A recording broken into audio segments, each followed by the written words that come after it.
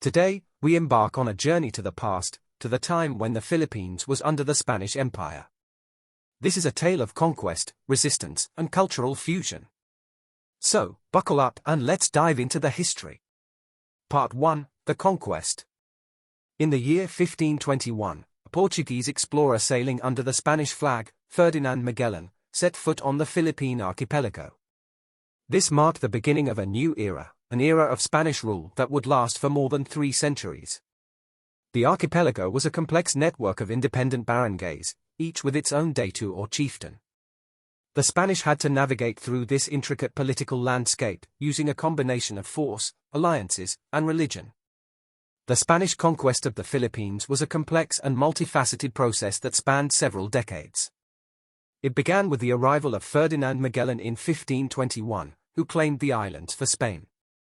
However, it wasn't until the expedition of Miguel López de Legazpi in 1565 that the Spanish began to establish a permanent presence. The Spanish used a strategy known as Pacto de Sangre or blood compact to secure alliances with local chieftains. This involved a ritual where both parties would cut their wrists and pour their blood into a cup filled with wine, which they would then drink. This symbolized their bond and mutual agreement. However, not all local leaders were willing to submit to Spanish rule. In these instances, the Spanish often resorted to military force. One of the most notable instances of resistance was the Battle of Mactan in 1521, where local chieftain Lapu-Lapu and his warriors defeated Magellan and his crew. The Spanish also used religion as a tool for conquest. They brought with them Catholic missionaries who worked to convert the local population. This was often met with resistance, but over time, many Filipinos adopted the new faith. The conquest was not a linear process. There were periods of intense conflict followed by periods of relative peace.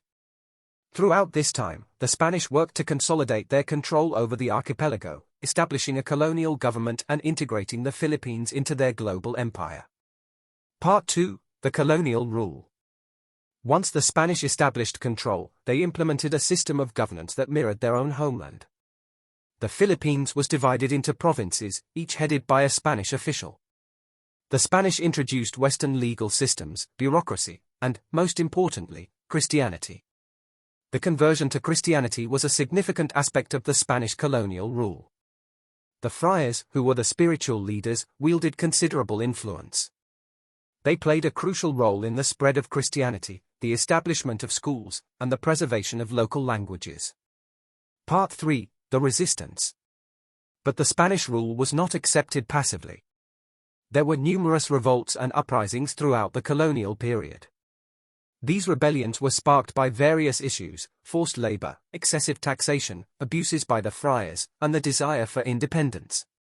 One of the most notable revolts was the Cry of Pugad Lorin, led by Andres Bonifacio and the Katipunan. This marked the beginning of the Philippine Revolution in 1896, a turning point in the country's quest for independence. Part 4: The End of the Spanish Era.